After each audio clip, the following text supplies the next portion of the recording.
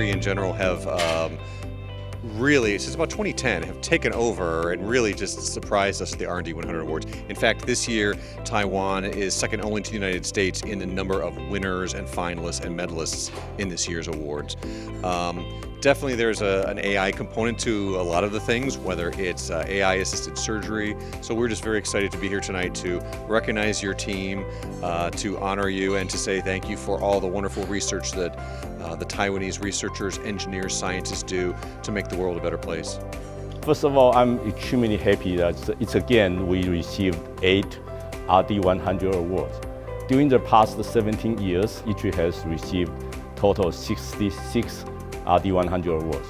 Among all these 66 awards, technologies, I think more than 90% has been either a technology transferred or went into the market through the startup companies. Starting from last year, we arranged the so-called ITRI Tech Day right after the RD 100 awards ceremony. The most important thing is the technology team.